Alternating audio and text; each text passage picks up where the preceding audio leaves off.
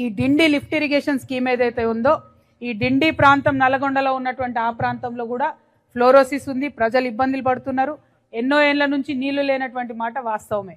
అయినప్పటికీ ఇప్పుడు ఈ మొత్తం డిండి ప్రాజెక్టులో ప్రత్యేకించి మనం ఎర్రవల్లి గురించి గోకారం గురించి మాట్లాడుకున్నట్టయితే ఈ లింక్ ఏదైతే ఉందో ఈ చెరువు మనకు ముంపులో పోయేటటువంటిది మన గోకారం వాళ్ళది 900 ఎకరాలు, మన ఎర్రవల్లి వాళ్ళది 600 ఎకరాలు.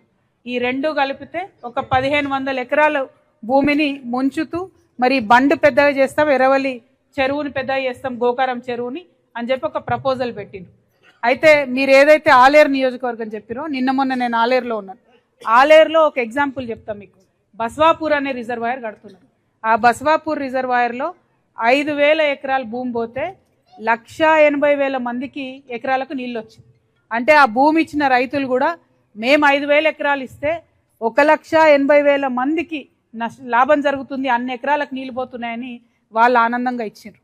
కానీ ఇక్కడ పరిస్థితి ఏంటంటే 1500 ఎకరాలు మనం ఇచ్చినా కూడా అదనంగా మనకు వచ్చే ఆయకట్టు ఏంటంటే కేవలం 2000 ఎకరాలు. అంటే 1500 ఎకరాలు ఇస్తే కనీసం దానికో 10 ఇంతలో 20 ఇంతలో ఏమన్నా మంచిగా అవుతుంది. మనం ఒక్కరని నష్టపోతే ఇంకొక 20,000 మంది బాగుపడుతున్నారంటే ఎవరమైనా ఒప్పుకుంటాం. కానీ ఇక్కడ పరిస్థితి అట్లా లేదు.